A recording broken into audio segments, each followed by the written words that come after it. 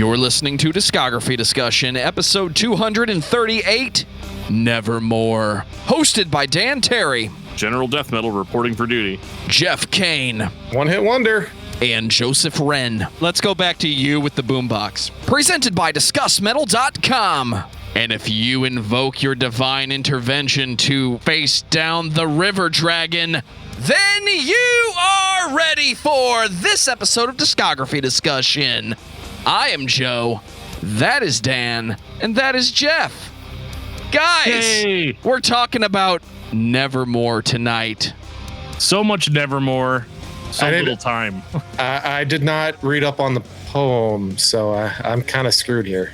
No, that's the Raven. We're talking about the band Nevermore. And their glorious semitone melodies that constantly flow through the entire discography. I'm going to get it right out of the way.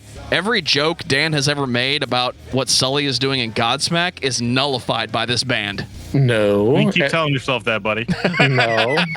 That's because a superior musician wrote the music for Nevermore, and that's Jeff Loomis. Jeff Loomis was the man, is the man. Well, he was the man until he came to St. Louis and lost all his shit because it got stolen. How did I know They that was found going it, to come though. up tonight? They caught the guy that was doing that. Two The of them. guys. Yeah, they were like storing all the equipment in like abandoned homes, abandoned And then houses, they and down. were making Craigslist posts too. It's like, Yeah. come buy all this gear that's totally not stolen. Then I guess a cop showed up to buy some mics or something and was like, wait a minute. You guys seem to have a lot of bass cabs. So what's going on with that? Why does this one say Nevermore on the side of it? I don't understand. No, it was Jeff Loomis doing a solo tour. Oh, well, then he was totally screwed then. Yep.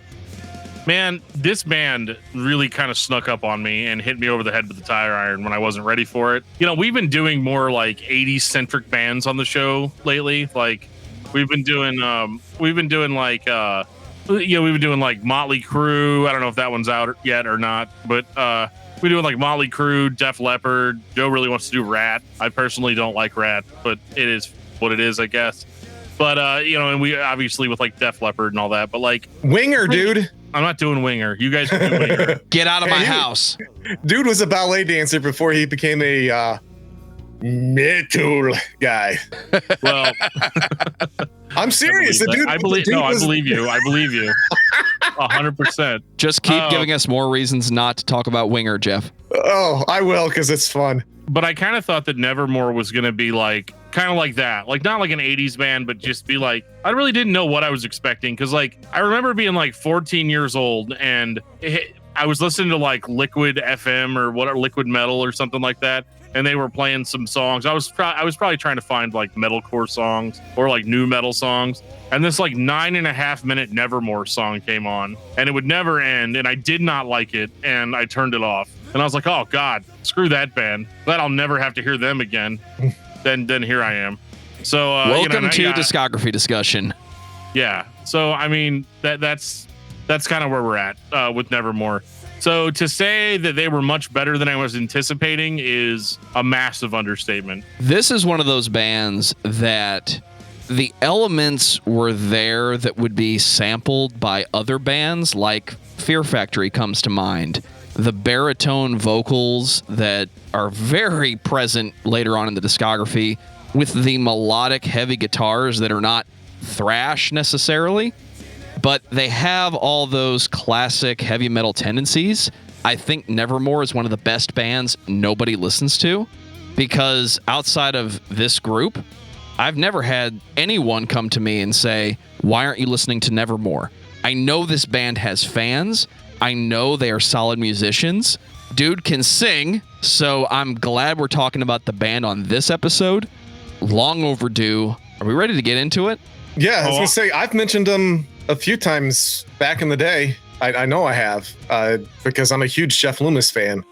I wonder why that is, Geoff. Yeah, well, besides the name. Oh, yeah. Jeff, he's one of my favorites. Whoa, Yeah. I don't know that that's going to stay on the show. Mine too, yeah.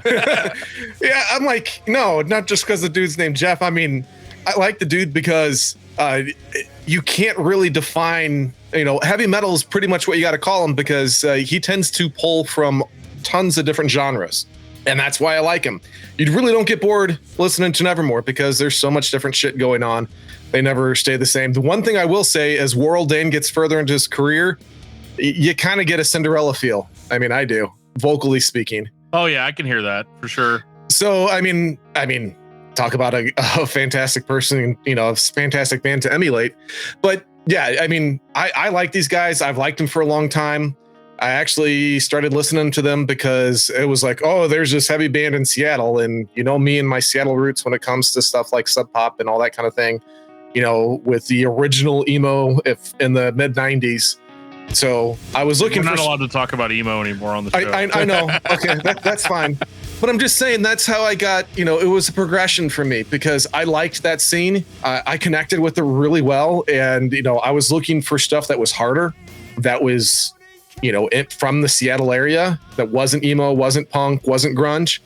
Well, you had Nevermore. And they started out with, you know, the power vocals for the first few albums. They're just kind of for me. But once he kind of like finds his sweet spot, you know, Nevermore is fucking jam, dude. And you're doing yourself a disservice if you haven't listened to him. Geoff is definitely an expert at finding people's sweet spots.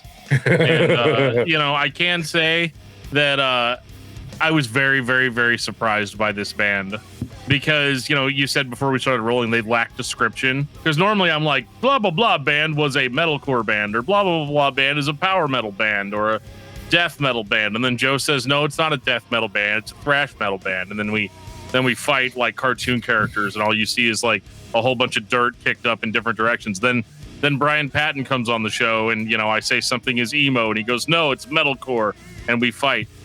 Nevermore, you really can't get into those types of arguments because whereas I think that they basically are just a heavy metal band, they're not a heavy metal band in that they sound like Iron Maiden or that they sound like Black Sabbath. They play heavy metal and all the subgenres that come with it, you know, except maybe black metal. I don't remember hearing a lot of black metal in there, but I mean, it has the...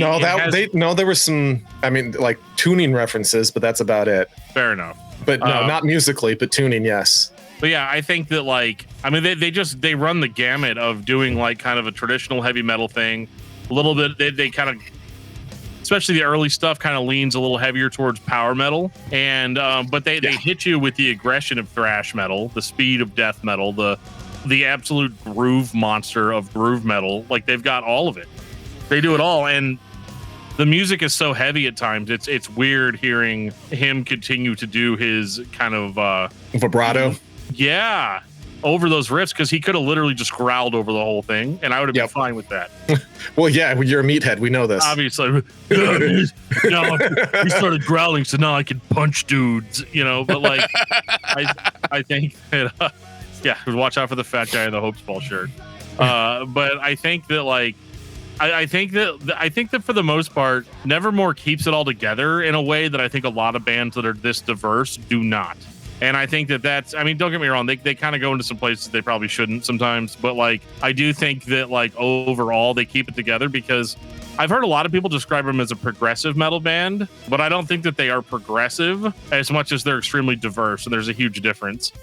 Yeah, I mean, it's kind of like the same thing. I mean, it's obviously it's coming from a different angle, but like with BT Bam, I mean, there's so many different things that they encompass. And I think that, you know, Nevermore, obviously it's not encompassing the same thing, but it's encompassing a lot. So I'm not trying to compare them directly to BT Bam, but it is the same aspect of where, you know, BT Bam gets a label just because they do so many different things. And like, well, we can't really say they're this, so we're just going to say, okay, it's just that because that's the easiest answer. Right. And it's always progressive. Progressive metal is like, if you play a bunch of different genres, you just kind of get like put in that. That's just the way that it is. And I don't agree with that, but I understand the reasoning and the purpose behind it is because everybody has to have some sort of, you know, finality and definition. So whenever they're describing or discussing something, it just makes people's lives easier if you can just say, oh, it's this, and just saying, oh, well, it's kind of fucking everything. I don't know. that just doesn't work for a lot of people. But if I had to describe Nevermore to somebody that never heard the band before, I'd probably be like, hey, you like metal? Yeah? Check out Nevermore. That's like literally, because there's going to be something in there that they like. If they like the melodic kind of more ballady songs, you have that. If you want the epic kind of power metal sweeping songs, you have that. If you are a big Pantera fan and you like just really epic grooves, you got that. You got everything. Yeah, it's like whenever you go to Chili's and you're getting ready to order the appetizer, you're like, I'll have the sampler platter. Yeah. Dude, that's my encore. It's not my encore. It's my entree. And then if I'm still hungry, it becomes my encore. You know? Oh man, Southwestern egg rolls. I order a double portion of that, so they bring me the whole egg roll, and they don't cut it in the middle. Dude, it was the middle of the day a couple weeks ago. I was at work and I was like dying, and I was like, I've got to have something to eat. So that's what I ordered. I DoorDashed that from Chili's. Yeah. I had a hungry man every fucking day this week. I can feel that. Dude, it was awful. Well, before Geoff decides to feed his face from the microwave, I'm going to take this time to say thank you to everyone for listening to the podcast. Thank you for listening and for subscribing. If you are not a subscriber, then you can find everything Discography Discussion at discussmetal.com. We are on Spotify, Apple and Google Podcasts, TuneIn Radio, Stitcher, iHeartRadio. So if you have an Amazon Echo or a Google Home, you have no excuse. Ask it to play the latest episode of the Discography Discussion podcast, and it will. We're also on Facebook and on Twitter at Discuss Metal. Be sure to like, favorite, and subscribe. It really helps us out. It lets us know you're listening. And now Dan is going to tell us all about 5-star reviews. I'm not going to tell you about them in general, but I'm going to read you one that we got this week that, I kind of agree with, and maybe you guys will too. It's short and sweet. 5 stars on Apple Podcasts from Brian Brawl, who says, more fun than punching a sleeping baby. Wow. So there you have it. Our podcast is more fun than committing a crime. I don't know. It depends on the baby. Was he a dickhead? All right, and Geoff, this is Geoff's last episode of the show. He's had a really good run, he's come back and everything, and now he's gone. So there you go. Sorry, bud, gotta go. In all seriousness, though, speechless now after that vile comment from Mr. Unicorns and Rainbows over there. In all seriousness, please keep liking and commenting and subscribing and leaving us reviews. It helps us out as far as algorithms go. I think because who really knows what algorithms are thinking? Probably just thinking about a bunch of numbers and doing a bunch of math that I personally couldn't do myself. But if anything, it makes us feel better. It makes us feel like people are listening. So thank you guys so much for those, and we will continue to read those on the show. So Dan, tell me about Nevermore. Who? Let's see. Nevermore. Quote the Raven. Goodness. I'm not quoting the Raven. Nevermore is a metal band from Seattle. They've been around since 1991, and unfortunately, with the passing of their frontman Warrell Dane in 2017, we're probably not going to get any more Evermore stuff unless it's like a tribute of some kind. Which I would totally be down for, because after spending a week listening to this band, I feel like they need a tribute.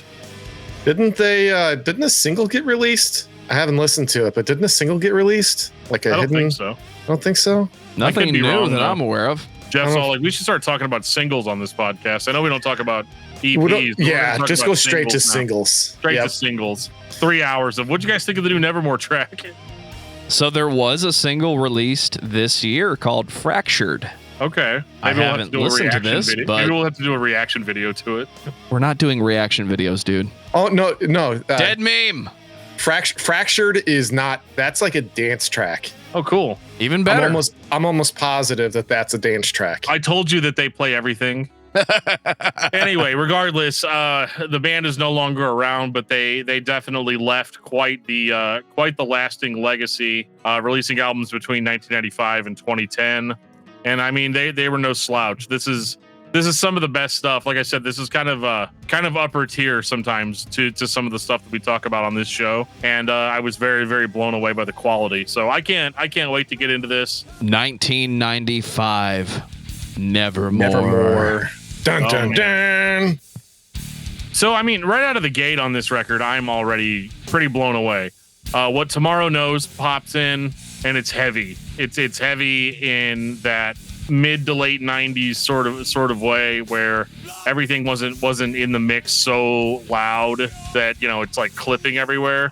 So if you have a good sound system, and which I do, whenever you put this in and you blast it, I mean, you can feel it. It's the closest I'm going to get to seeing the band live as far as just feeling these notes ring out. And the first thought that came to my head whenever I got about 6 tracks into this thing was, oh my God, this is what I wanted Iced Earth to be. Like whenever I like, because I mean, you know, you guys have heard everything that we think about Iced Earth, but like, there's a lot of negativity going around about Iced Earth for about the past, I don't know, 9 months. Well, I'm not going to get into all that, but I do think that you know, there is no more Iced Earth, and there never will be. Probably not. It's now his glorious burden. Anyway, but what bugged me about Iced Earth, and we're gonna talk about anytime we mentioned Iced Earth, it's gonna be in a vacuum, as if like nothing happened, even though something terrible obviously happened. But yeah, you know, in that context, I feel like both of these bands, Iced Earth and Nevermore, kind of had the same goal, which is how can we be modern heavy metal, you know, and still pay tribute to the metal that we grew up listening to, while still sounding modern enough for current music fans to enjoy our music. And I think Iced Earth did not accomplish that. I think that they just kind of gave up and went power metal, more traditional heavy metal overall. Whereas Nevermore on every record starts, you know, incorporating more, throwing more of those modern elements in, upping their production game. It's so funny going back and listening to this after I've listened to all the more modern stuff. I was like, oh, wow, this sounds really dated. Like, it's good, but it definitely sounds the most old school because it is. Yeah. And, I was going to say Nevermore and the Politics of Ecstasy are both very rooted in power metal, especially vocally. You hear a lot more, you know, of those, the high falsetto vibrato, you know, and the head voice vibrato stuff. There's a ton of that on the first two, and that really starts to dissipate. It's almost like World Dane goes through puberty, because as time goes on, dude's got a badass baritone voice. Like I love he has. That's probably one of the most underrated aspects of this band personally, because I'm such a big Jeff Loomis hunk. I kind of forget about how good the progression and vocals became with World Dane. I mean, he, you know, standard, you know, it started as, you know, fairly standard power metal, you know, with some harsh vocals and some vocal fry mixed in. But as time went on, the dude's just like, you know what? I can belt this shit out in a lower register. I'm going to fucking do it. It's probably more comfortable for him. Yeah. I think early on you're like, oh, you got to go high pitch because that's the more metal thing to do, right? To go like higher and almost into a rasp, you know. Well, that's how you have to use that. You have to use that rasp to actually hit some of those high notes as somebody who has a voice that naturally resonates in a lower register, like he does. I mean, that's part of the trick. I mean, and that actually happens with a lot of metal vocalists, especially especially 80s and 90s metal vocalists. Listen to interviews with them. They all sound like they're fucking Lurch when they're talking.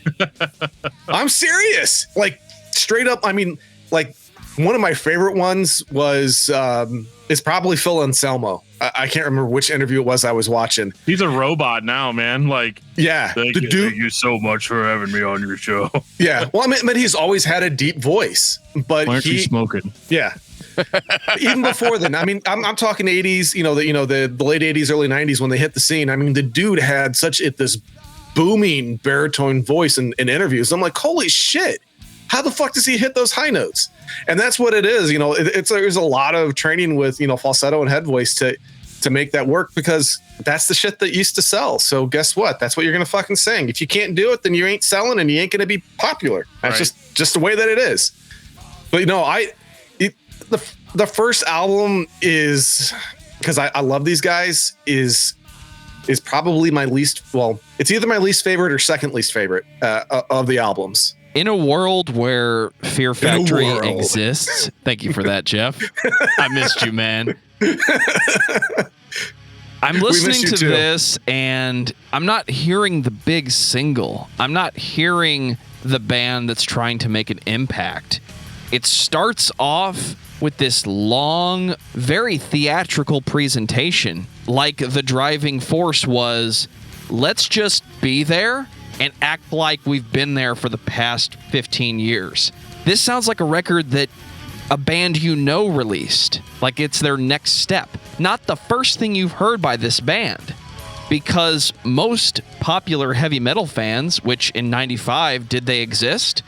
Or would they admit they existed? They're not hearing the 2 or 3 minute song that's catching them off guard and making them want to sit and listen to the band and be a part of the pit. The energy's there. This is very laid back. It's very theatrical in its presentation. So they started off big, and they really did stay there. It's not the best record, but I can hear where this came from. I hear the Queen. I hear the Iron Maiden. I hear the weird mix of heavy metal influences. And then it's 95, guys. We're going to just put out something that's epic, but we're not going to push it and make it so epic that no one will listen to it. This is going to catch on, is the mindset I'm hearing. And I think it works really well, but it's going to get better. It's going to get really better as we go forward. Because technically, the way that we need to look at this first release is technically as a third release. And that's mainly because 2 of the members were part of Sanctuary, which that was a pretty big band. So absolutely. So you have that progression, because it's not like these are a bunch of freshmen coming in. No, these are transfer students. I mean, they know what the fuck's going on. They know what to do. Since we're on YouTube, could I drop F-bombs? You can do whatever you want, dude. Okay, good. Care. Good, because fuck. Therapy. Yeah, well, there is that part. But yeah, I mean, the reason why they sound good and why they are polished, than what most, freshman releases would be, is because it's technically a third release when you start to look at it. I mean, because Warrell Dane and Jim Shepard were part of Sanctuary, and that was kind of a big deal. Didn't their label just come out and be all like, you guys need to play grunge? Or so wasn't that what happened to Sanctuary? I don't know. But I wouldn't be surprised, because, hey, look, you're from Seattle. You'll get to play grunge. Yay! Yeah. No, I think that was actually something that they had said in an interview, that the record label was like, you guys need to go in like more of a grunge style, because Sanctuary was a metal band, like, oh yeah, they were power metal. A lot like Nevermore, or early Nevermore. And basically they're like, yeah, okay, you want us to go grunge? Great, we quit. And then they went off and became Nevermore, Yeah. Bravo. Yep. Bravo to them. And I know that Warrell Dane and Jim Shepard were both chefs. Yeah. So, and one of them passed and the other one almost passed. I mean, like, there's some really bad juju that happened to the guys that have been part of Nevermore. Yeah. I mean, there is a crazy history of like bad shit that happened to people that were in this band, and it's really depressing. And it should have just become Pearl Jam. Yeah. So you're saying that record producer went down to the Caribbean and got himself a voodoo doctor? I hope not. That's disrespectful. Anyway, how's that disrespectful? Kidding. Anyway, 1996, The Politics of Ecstasy. Yeah, this was a turd for me. Really? Yep, another turd. I think this the only thing. Wow. Sorry, the only thing that I loved about this was the learning. The learning's fucking epic. I like the sacrament. I like the sacraments. I like the 7 tongues of God. Yeah, that's pretty good. But yeah, I just, comparatively speaking, it's not like it's bad. I guess I should preface that turd statement. It's a turd for Nevermore, okay? It's not a turd when it comes to metal, because it's leaps and bounds better than a lot of the shit that we've talked about or that you guys have talked about than when I haven't been here. Is this the bottom of the barrel for Nevermore for you? Yeah, absolutely. Wow. I mean, the bottom has to be there somewhere, and I don't agree. This kicks off with riffs. It's like they were trying to find their footing, or they were trying to find out how much classic heavy metal can we sneak in here, because the band overall is very laid back and theatrical, like I said on the last record. But this is another example of just pretend you guys have been here the whole time, and eventually people will accept you as one of those big metal bands. And I like the way this kicks off. I like the way this moves forward. It's very reminiscent of the first album, but it sounds like someone was motivated to bring the pace up a little bit. Overall, it's the same, though. I mean, in my opinion, it's faster, it's heavier, the production's beefed up quite a bit on this one. And that's not just because I, listened to the first album's original release and then I went and listened to the remaster of The Politics of Ecstasy or anything like that. I have been known to do something that I'd be like, man, the production on this is banging better than it was on, than it was on the last album.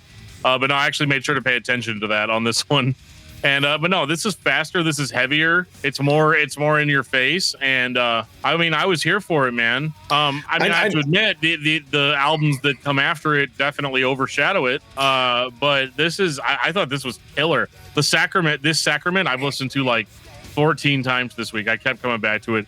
It's just so heavy, man. In the midsection, like the 2 minutes 55 second mark, this thing starts slamming hard.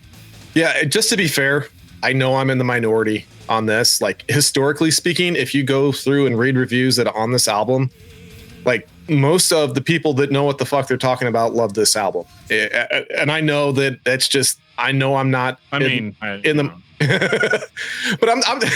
talking about like, I'm talking about when you were still in diapers when this shit came out. This. Dude, were you in diapers in 96? I hope not. Asking for a friend. I've been in diapers since last month. No, I'm just, you know what I'm saying? I'm just saying that, historically speaking, this has been a super popular album. And I know that whenever I give it, like there's a scale of 1 to 10, on the Nevermore scale, I give it a 2.5. On the metal, score, I'd probably give it a 5 or a 6. So it's not like it's bad. I still think it's average or above average, but for Nevermore, it's bottom of the barrel. Do you see that door, Geoff? Yep. Get out of my house. I got one right here. Here. Let me try to get that for you. Yeah, good one there. No, couldn't work. Sorry, I'm stuck in here. I mean, obviously, as we kind of, as we attempt to move on here, this is kind of one of those things where, as much as I want to defend how great of an album it was, you get to the next one, and let me just say, they absolutely just kill it on Dreaming in Neon Black. 1999. I mean, the first thing for me really is just that, like, they didn't obviously change. I do feel like this is still kind of a natural progression, but it's like the point in every band's career where they grow the beard and they have this like really, really good, really great kind of step up in quality. I felt like the songwriting on this record absolutely blew away my expectations based on what I'd heard on the first 2 records. Yeah, this one, like, from metal junkies that like the macabre, like this album, yeah. Like, there's like, do you guys know like the crazy, like the truck stop killer backstory to this album? No. Fill me in. Dude, like, yeah, one of the songs on here, World Dane's talking about an ex-girlfriend that just like cut him off completely, like 100% cut him off. And he started like having nightmares about her and shit. And like, she's crying in his dreams and stuff like that. And turns out that this ex-girlfriend and her husband were one of the people that were killed by the truck stop killer. I did not know that. I did not. Yeah, I have a completely different perspective on this album now that you say that. To me. Yeah, like it's totally like fucked up shit, and that's like people are like, it's like, flies to light when it comes to this album. It's like crazy scary. Like the dude like kind of like felt weird shit was going on, and he was not aware that she had been murdered, because she like got murdered in like 10 years or something like that before this album came out. I don't remember exactly, but I mean, it was like years. And then like, it's almost like she was haunting his dreams. It's really fucked up. So yeah, it's crazy, crazy, crazy shit. But yeah, it's a concept album. So, I'm going to like it. I like concept albums. I think there's only been like one time on here that I said I didn't like a concept album. I can't remember which one that was, but I know I've said that one time, and I think that's it. So I think I'm like 99% a fan of like every concept album that's ever come out. So yeah, it's definitely turning the page for them. They they realized that, hey, we can do a lot of shit. And Geoff Loomis, this is when you really start to realize that this dude's a fucking visionary, and he is like the melting pot of metal. Just like, you got the melting pot of America. No, Geoff Loomis is just the straight up melting pot of metal. His compositions like just start pulling from anything and everything that works, and he makes it work and makes it cohesive. And that's why I love the dude. And it's why I've been a big fan of his, is because I could listen from here moving forward. This is when I really can just listen to Nevermore all day long. And Geoff is a happy Geoff. There you go. Sorry, you're talking about melting pots. I'm just thinking about fondue now. But yeah, I agree. I mean, you're gonna stick your little cocktail wiener in there and that cheese. I will. It's so good. It's so good. You make your own dinner for $100. And then whenever you take a bite and the juices just go everywhere. Yes. This is the part of the discography where all of that pretending that they've been around for a long time pays off. The form and feel of what a Nevermore record is perfectly utilized here. It's a little bit epic. It's groovy. It's heavy. The subject matter clearly was dark, and that drove the feeling of the album and the atmosphere. But now I'm listening to Nevermore. I'm not hearing a band that's trying to introduce me to a new style, because that's really what they were doing on the previous albums. In 95, how many bands were just playing heavy grooves and singing with theatric intent? Like they were telling a story the whole time. This is a record where they are clearly telling a story, and it works. It's almost perfect. I wouldn't say it's a perfect album, but for Nevermore, it's the defining album for me. Yeah, you know what the funny thing is? This was not a critic's darling. I'm surprised. Yeah, and I think it's because it started encompassing so much, and it was a concept album on top of encompassing so much. That's not that's a pretty big, horse tranquilizing pill to swallow. And that, not everybody can do that. So yeah, there's a lot to unfold really starting here and moving forward, where there's a lot of nuance. There's a lot of things that you can go back and listen to that you missed the first time around. That's really when it starts happening, is here. So I don't know. Dreaming in Neon Black is kind of like where they really find their footing for me. They seem to love it. Yeah. Yeah. This is really when I think Nevermore really becomes the Nevermore that I like. And yeah, I have zero complaints on this album. Well, they call back to it too on a later album where he's all like, so he says something about he's dreaming in neon black, checking in or something like that, which was Crowd really control cheesy, to Major Tom. But I thought it was pretty cool. Well, talking about cool on this album, on Orphidian, the instrumental intro, you're sampling one of my favorite Scott Bakula movies.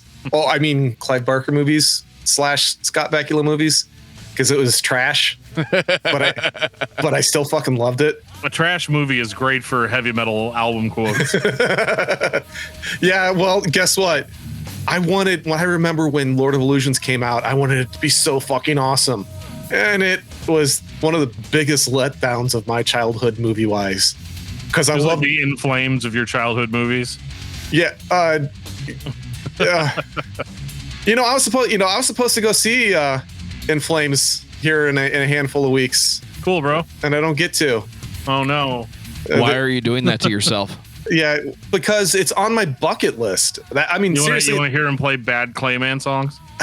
Yeah, you know how they say never meet your idols? You're right. I probably shouldn't, but all these years, even though I can't stand their current music, I love them so much.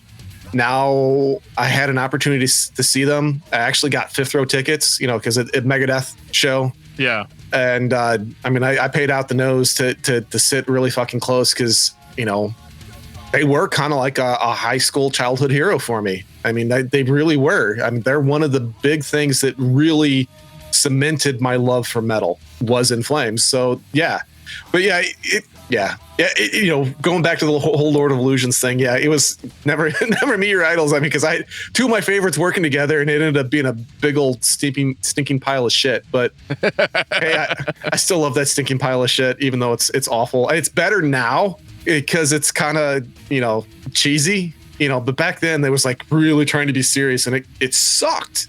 Anyway. So Nevermore. Nevermore's the band we're talking about this week. Goes on a tangent, doesn't let anybody pull him back in. I made a comment. 2000, Dead Heart in a Dead World. All right, Geoff, just go. It's in my top 10 of all time. Fucking love this album. It is, well, number one, I should Queensryche, one of my favorites. So that's because of the name for sure. Yeah, no, not really.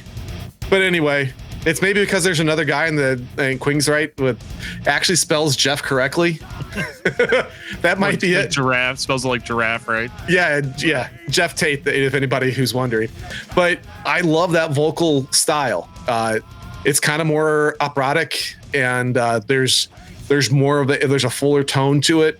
And it's really, really powerful. A lot of modern day metal. There's when you get to the cleans, they sound like they're 12-year-old boys going through puberty. And this time we got a big ass fucking linebacker of a man sound. It's like Terry Crews is singing. I mean, you're like, fuck. This guy's got there's some oomph behind this the vocalizations that's going on here. So yeah, I loved it. Dead Heart and Dead World, hands down my favorite of theirs. I mean, and it's not even close. Even with the god awful cover, this is still hands down my favorite album of theirs. And God, was that cover. I mean, it's not that bad. I mean, guys, that's not the cover I'm talking about, and you know it. What are you talking about? He's in denial. It's okay, Geoff. Are you talking about The Sound of Silence, the completely original Nevermore song that just happened to share the same name and lyrics as a Simon and Garfunkel song? Yeah, that one. Yeah, like Dan had mentioned. I don't know when, but he had mentioned that it was like they had Jeff Loomis came up with this extra song, and World Dane hadn't written lyrics yet. He's like, fuck it. I got the CD. He's like taking a shit, and he's like listening to Simon and Garfunkel on his headphones, and he's just like, you know what? Well, I don't care what they wrote. I'm singing The Sound of Silence over this. I'm going to do my evil Nevermore voice. Outside of that, dude, I mean, this is the shit everywhere. This is the part of the discography where the Fear Factory comparisons are easiest for me. It's the year 2000. You have a heavy, groove-driven band with melodic baritone vocals, semitones separated apart. We always have that harmony thing going on. I really like it. It might be the best album in the discography, but overall, I'm not hearing a different band. I think in this case, it's okay. It's fine for Nevermore to keep doing what Nevermore does. This is, in the year 2000, the most recent example of what that is, and it's the best example. So here we are. Geoff would say we're at the top of the mountain. Maybe we are, but it's a good place to be if you just got into Nevermore at a time when grunge was either a bad word or nu metal was a bad word. Either way, you've got some heavy metal to lean back on with this band. Yeah, this is about the time that people start saying, oh yeah, they're progressive metal. Yeah, and I disagree. Well, I agree, but I'm just saying that's because this is when you really start seeing that I'm going to take a little bit of this and a little bit of that, and I'm going to just put it all in a bowl and mix it all up, and boom, here's some fucking awesome metal. Well, I mean, they are chefs. So it makes a lot of sense. But, unlike you guys, I am not on the mountain. I am in the river. What the fuck? I'm in the river because there's a dragon in the river. Oh. And he got really, really, really excited about something. So the river dragon has come. Okay. I think that I think this is the definitive song on this record. because it shows that Nevermore is not afraid to be playful. And I can't help but feel like they're making fun of power metal bands a little bit here. Like they've gotten over the whole power metal thing. So they're like, now we're gonna write a song about a dragon. You know, I don't know. I thought this was super fun. And this is such a tier jump for the band as far as can I say that this record sounds, not to steal a page out of Joe's book, but sounds sonically perfect for what it is. It's the best mix. It's the best. I mean, it's made in 2000. It's a little bit before the noise wars. You don't have, Andy Sneap just came in here and just made this thing absolutely shine, and I love it. Geoff immediately pulls his phone out. He's like, "Did Andy Sneap do this?" Yes, he did. I saw the little wheels turning in that head of yours. No, I went to get my water. All right. Yeah. Anyway, this record's killer. This band, guys, we're this many albums in, and like we're really having to grasp at straws to find anything negative to say, and that's really refreshing, to be honest. Yeah, this one is. I don't know. There's probably 120 albums in my top 10, but if I had to parse it down, I'd be really hard pressed to remove this one. So that's just how I feel. I think everybody knows I love the whole melting pot of using a bunch of different shit in metal on your albums. So, I mean, it's one of the reasons why I'm a big, Loomis fan, as I've said previously. But this is, I don't know. If somebody came up to me and they said, "Hey, I want to listen to metal," I think this might be one of the albums I give, because it touches on so many things, musically, sonically speaking. So they would kind of get like a really good introduction to a lot of different styles that they could kind of pull from here to see what it is that they're interested in the most. I mean, you could be straight up metalhead like the three of us and say, "I fucking love it all," warts and all. But some people are, could be really particular, and you could say, "Hey, I like this sound, on this portion of this song," and I say, "Oh, well, that's, this, and here's what you ought to check out." And there's a lot of that going on this album, and that's what's cool about it, is that they did such a good job of taking all of that and mixing it together and making it sound like it belongs. I mean, we've heard plenty of metal where we're like, I mean, I know that they're trying to be unique, but why the fuck did they put that in there? Where'd that saxophone come from? Yeah, like looking at you, Blood Incantation. I'm just kidding. I love you guys. Dan really does not like the saxophone. But that's kind of my point, is that there's a lot of bands, whether you like them, collectively or not, sometimes you have stuff and you just kind of scratch your head and you're like, okay. I mean, guys are cool, and that's neat, but it doesn't really fit. And that's what makes this album, I think, really, really, really special, is that everything seems to fit and has a purpose, and it fits well. So yeah, I mean, I love it. It's the reason why I'm happy to be on this episode, and this shit is where it's at, man. I don't know what else to say. I think modern ears would call this band progressive, because they understand music composition and know when to use diminished triads in their guitar solos. It's like they sat down and recorded the music that they wrote, and they put time into it and didn't just play heavy for the sake of playing heavy. Just because you understand a diminished triad doesn't make you a progressive band. It makes you a good player. It makes you a above average musician in the year 2000, especially in heavy metal. Because what did we have? We had nu metal, we had dissonant hardcore going on over here, and we had leftovers from grunge. It was an interesting time in the year 2000. But here's Nevermore playing well above the curve when it comes to heavy metal, and setting the standard that would be easily imitated by other bands. I've mentioned Fear Factory a few times. They're in the same ballpark, but they are by no means the same band. Burton C. Bell cannot sing anywhere close to this good. Anyway, sorry.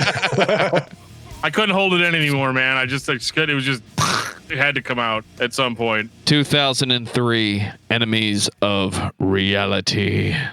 Who's Or do hungry we- after seeing that visual?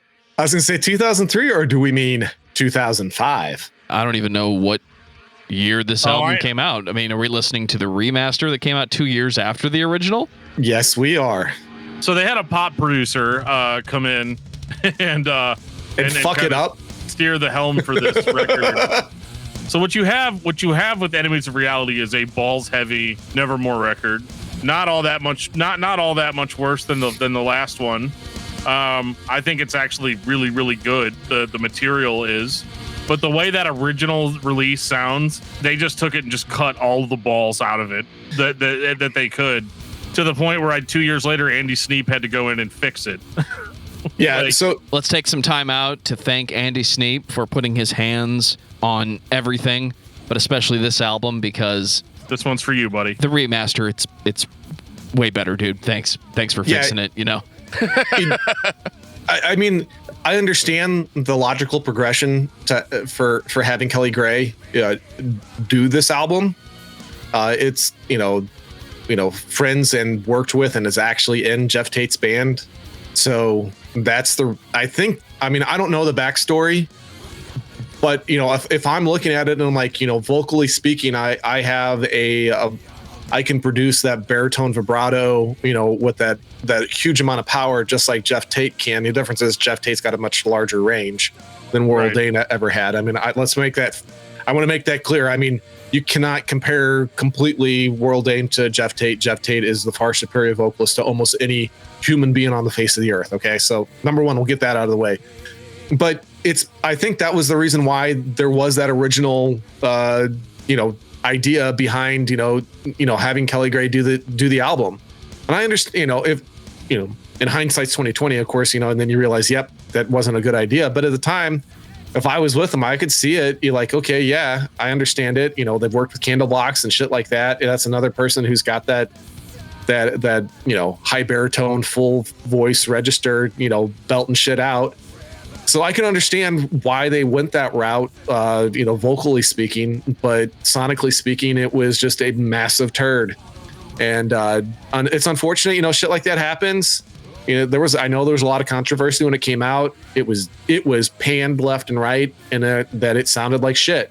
And like Dan said, essentially, it just cut off their balls. I mean, there was no oomph in the original, and that's why I say 2005, because Andy Sneap just put back what needed to be there for a metal album. So yeah, I get it, I understand it. I think looking back, I wish they would have never have done it, and they know that the 2005 version is heads and shoulders better sonically speaking. So it was this one, because of that, it kind of gets an to me. Just because I've heard both versions, and it's like two different albums. It really is. Just quality wise, especially if you have a very audiophile ear and you have very large, either good headphones or large sound system at Very home. large what, Geoff? Medulla oblongata. I don't There know. it is. I have had trouble swallowing lately. Anyway. No, that was a Waterboy reference. Yeah, I know. Yeah. Part of your brain, buddy. I thought this record was absolutely Good, but not yeah, great. man. It's just good. It's the follow up that is acceptable after the magnum opus that was just dropped. Yeah. And that's hard, because it's like, if it was the first album I ever heard by Nevermore, I'd be all like, dude, aces across the board. Let's go. Aces high, right? But Power Slave, it's the best Iron Maiden album. I loved it. I love the more modern cover artwork. I will say though, speaking of Iron Maiden, that Nevermore is kind of bad about having way more brutal of cover artwork than what their band actually is. Especially on this record. I mean, you got a skull with worms in the mouth coming out of the skull cap and all this stuff or whatever. And I'm like, oh my God, is this going to be like a bloodbath record? I'm not really sure what I'm prepared for, but luckily, we know Nevermore. And I got to say, they didn't slouch in the heaviness department. And once Andy Sneap came in and he waved his magical wand all over it, I mean, it was absolutely what it needed to be. It was good, not great. And I think that whenever this Godless Endeavor came out, I think it more or less kind of put the band back on track, in my opinion. Yeah, agreed. 2005. Here we go again. It's an upbeat, groovy Nevermore record with some epic vocals and theatric presentation. Does anybody else have anything to say? That little girl on the cover looks pissed off. My kids have looked at me like that before. It is not. It's not a good time after you see that look coming from somebody so young. But yeah, I love this. I love that the record starts in a straight like thrash groove, like just a straight thrash. Like this thing hits so hard. There's no more like, yeah, we're gonna let somebody come in and take the power out of this. Look, we're gonna give you guys all the modern heaviness that all these like young kids that just heard At the Gates have been out doing. Now we're gonna give you that type of production. And you're going to start realizing there's a huge difference between our heavy riffs and whatever all these other metalcore bands are out there playing that they think is heavy. This is so heavy to me. That the first track, Born, oh my God, so heavy. Like, and again, I'm always waiting for Nevermore to break the veil vocally and just go right into the growl. I'm always waiting for it to happen. It never happens, but I had to listen to the whole record anyway, so that's how they get you, to see if it's going to happen. And I'm not like upset that it didn't, obviously there's different types of talent in metal. And this is just one of those, like, why would I growl when I can do this? Absolutely. But this is number 2 on my list. Oof. Yeah. It's number which one? I'm sorry. I was talking over you. No, it's okay. Like an asshole. No, I kind of interrupted you. It's number 2 on my list. I really, really like this. I don't know, whatever reason, it just kind of, it hits me right. I think if Enemies of Reality didn't have that faux pas, it might be number 2. But that's kind of like I lived through that stain, so it was kind of hard for me to come back from that 100%. But yeah, this Godless Endeavor is solid. It's what you want it to be. It is good, bordering on great. I mean, I don't know. I mean, it's like on the Nevermore scale, it's like a 7.5 or an 8, which is really fucking good because that puts it like a 9 on all other metal, track, 1 to 10 rankings. They're so consistent, it's hard to dig into it and find the low point, even though you can pick an album and say it's not my favorite. Overall, the band is solid. Misstep in 2003, maybe, but they fixed it. So here we are. It's 2005, and I'm wondering if we're ready for the Obsidian Conspiracy in 2010. Oof. I am. Man. And that's mainly because I'm a massive fanboy of this producer and the band that he used to be a part of. And who is that producer, Geoff? Peter Wickers. He... I fucking love the album cover on this one. It's fucking great. Dude, it's the shit. It's their best album cover in my opinion. But that's just me personally. But no, Stabbing the Drama, one of my favorite albums of all time from Soilwork, and that's where Peter Wickers is from. He was one of the founding members of Soilwork, and I think we all know that I'm a big fanboy of that band and have been for decades now. It's kind of weird that they had been around so long, but I love them. And so it's definitely a different vibe, and it's not necessarily for everybody, but I think it's really fucking good personally. But hey, it's for me, man. Good. I'm glad to hear it. Sorry, Joe, go ahead, my friend. I waited till the end of this discography. It took me till the end of this discography to figure out why I love this band so much. And it's the King Diamond influence, guys. It's the joy that I'm hearing in his voice. Dude's baritone, but he does those ridiculous harmonies and does not let up. So here you have a heavy metal band, which is 80s influenced. We mentioned the similarities between Fear Factory and this band, but that wasn't it. I couldn't figure it out. And then once I got to this record, it clicked. There's Merciful Fate in this. There's King Diamond in this. And that's a combination I don't think we've ever talked about. We've never broken down a band and say, clearly, they have the same influences from Iron Maiden as they do from King Diamond.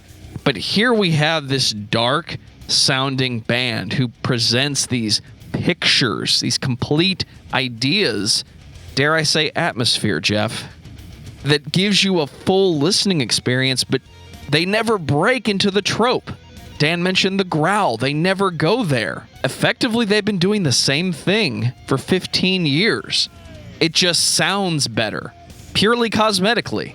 Well, I will say this, on this album, the reason why it's not 60 minutes and it's 45 minutes is because Peter Wickers wanted Geoff Loomis to be a little bit more straightforward. This is probably their least complex release in a decade. I think you have to go back to the first 2 albums to find something this simplistic. It might be their most simplistic album overall, and that was by design. They were looking for something just a little bit more straightforward and dare I say it, almost radio friendly. If we were in Phoenix, where they actually play metal on the radio, unlike St. Louis. But yeah, I mean, it is definitely it's a change of pace, and I think I'm okay with it here. I think it's pretty cool that Geoff Loomis was willing to allow a contemporary, because I mean they're the same age, do the same thing. They're both lead guitarists, both do a lot of production work. They know what the hell's going on, and he had the humility to listen and take direction from a peer, and I think that's pretty fucking awesome on its own. I mean, in any industry, let alone one where there's huge egos. I'm not saying that these guys have egos, but typically speaking, you kind of you take the music industry or acting, and you just assume they have egos, and the fact that none of that got in the way of the process, and even if it did, they still got through it. I think it's pretty fucking cool. I don't know, it's definitely a different feel, but it's one that I like, and that I'm okay with. It kind of sucks that we never got to get anything else after this, but it is what it is. Unfortunately, death comes for us all, and that was really what happened here. And it is pretty sad because Warrell Dane, it was, even though he was in his 50s, I mean, the dude was starting to become pretty prolific, and a lot of people wanted him because of that amazing baritone voice. And he was a lot easier to work with than Geoff Tate. Shit, I think anybody's easier to work with than Geoff Tate. But probably, yeah. I mean, talking about egos. I definitely enjoyed the stripped down nature of it. I'm not gonna lie. You guys know that I'm not like the biggest fan of prog, and if I am, there's like 4 bands that I like that are that way. And I'm not saying the Nevermore was prog, but like my biggest complaint about Nevermore as a kid was like, man, this song's 8 minutes long, never gonna end. And then I heard Dream Theater and realized how lucky I was to be listening to Nevermore, right? I wouldn't bat my eye at a 6-minute song now, but like back then, but I like it. I like that every song's about 4 minutes long, maybe 5, it's sometimes good to hear a stripped down version of a band without all of the excess. And that was kind of what attracted me to it, because like, and it's not just a timing thing where it's like, oh, I got to get through another album by this band. Oh, thank God it's not an hour and 7 minutes long.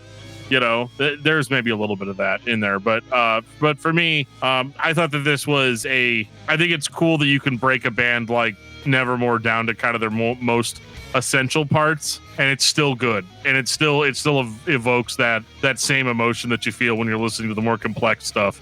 I think that the more complex stuff you appreciate less unless you have like if you have a more stripped down counterpart to balance it out. It's like 2 really good pieces of a puzzle. I don't know. I thought this was a really great record to end the discography on. It's certainly not their best, but it's certainly not their worst. And I found pretty much all of these records enjoyable to some degree, and it's been a really long time since I've experienced that on this show. I think it's time for final thoughts on Nevermore. Dan.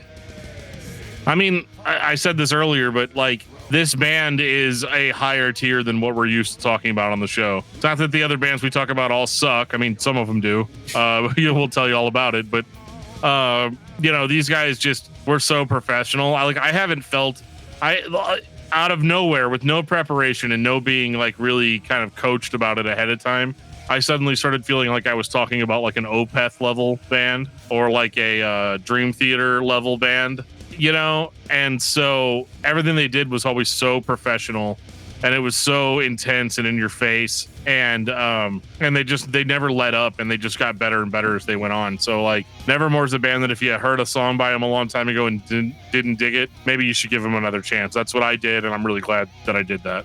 Geoff, what about you? I think I've made it pretty clear throughout this that musically speaking, compositionally speaking, that I'm a huge nerd for Jeff Loomis's work. So I'm going to like pretty much everything that has been in this discography. And yes, I tend to be ultra critical of the first two releases, but that's also because I knew what came after. Speaking in a yummy with the burp there. Speaking with collectively throughout all of the discography, I mean, it's hard to surpass these guys because they're so consistent, and that's something special. Really, whenever you start considering how many different things that they encompass in their compositions, that's pretty special. You know, they can take those chances, and we like what the chances are. I mean, and the one chance that they fucked up on, you know, they're like, yep, we fucked up on that, and we're gonna fix it. I mean, how many bands are just like, you know, willing to do that? Most bands are, will put their foot down and, and just say, nope, that's the best thing ever. You're gonna like it. I mean, since we're talking about In Flames, previously, you guys wanted us to re-record 5 songs from Clayman badly, right? That's what you guys wanted, right?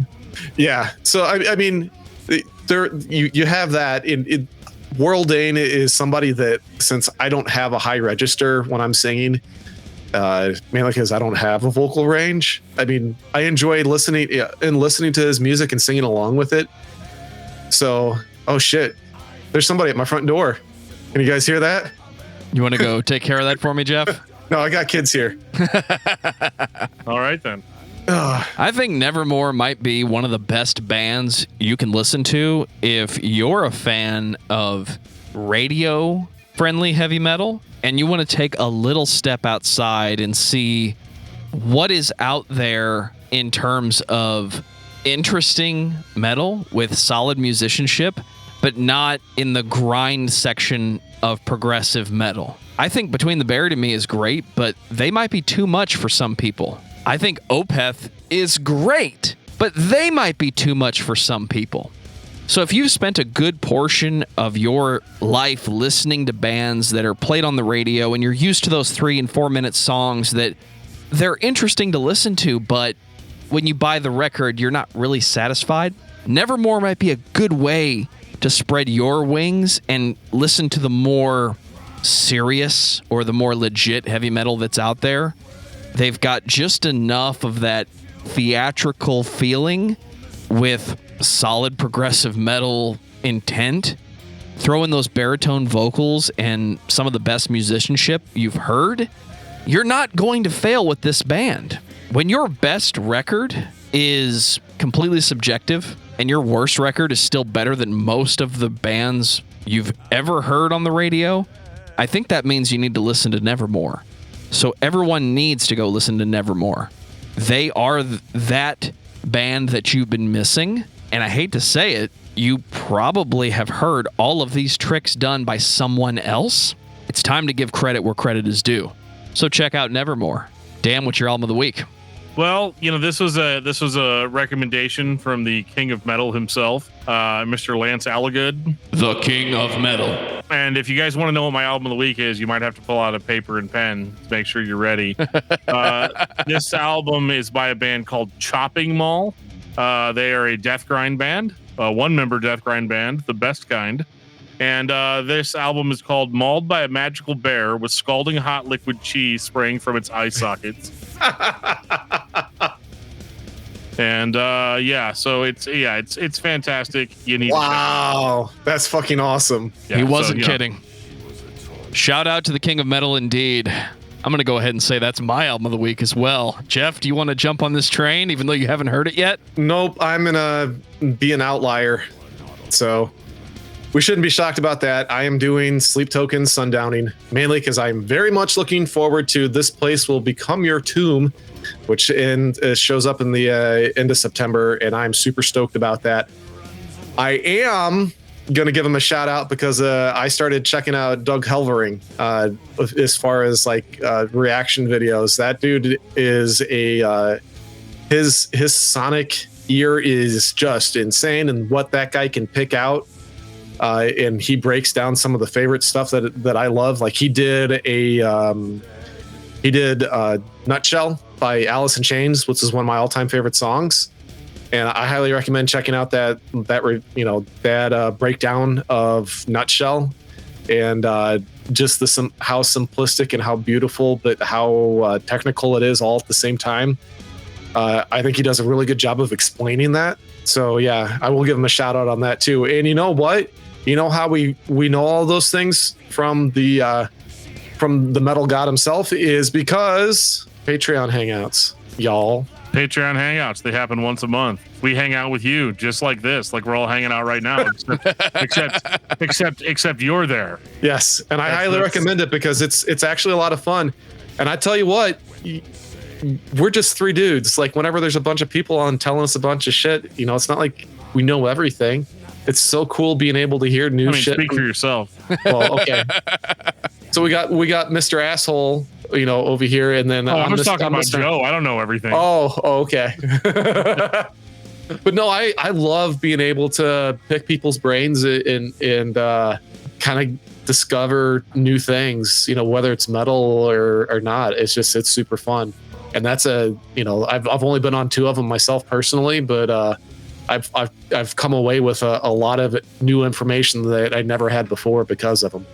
And can we just take a minute to say how happy we are to have Joe, or not? Well, we always have Joe, but to have Geoff back on the show for this episode, and I believe more episodes in the future. Oh, are you letting the cat out of the bag, huh? Yeah, man. We're gonna have Geoff, more often than we did before. I don't know about every episode, but I don't know about every episode. Slowly pulling him back into the swimming pool. So yeah, so I've had a career change. I no longer have to do 70 to sometimes almost 100 hours a week. I actually get to have a life now. I actually get to listen to music again. It kind of put me in a dark spot in my life personally as well, because all I did was wake up, go to work, come home, go to sleep, do it all over again, and not seeing the sun the entire fucking time. And this is in the middle of summer and still not seeing the sun. Yeah. And then us making you feel worse because, like, I'm texting you being all like, dude, you should come back on the show. People love you. They're asking for you to come back. We're talking about Nevermore this week. Yeah, like, let's, and so Geoff's like, wow. I felt bad before. Now I feel even worse. Thank you. Thank you so much, I as long as they will have me, I'm going to put all the rumors to rest because, Dan hates me and everything, but I'm still I'm still here. No, here's the thing that a lot of people don't get to see behind the scenes is the three of us, we talk pretty much every fucking day. And it's been that way for years. Just because, my life changed and I had to work some crazy hours didn't mean that I still didn't make time, for Dan and Joe and vice versa. I mean, it just meant that I didn't get to be on the podcast because, well, sometimes life happens and you kind of have to take care of that shit. And that's where I was at. I know that everybody's going to be at that point in their life if they haven't been there, or they have been there and they can understand. So, that's all that it was. And, thankfully there's been some really cool people that have been on the show besides Dan and Joe and myself. So, and we still I still talk to Chris every day too. For an example, I mean, like we're a big family, and we take care of each other, and we don't try to.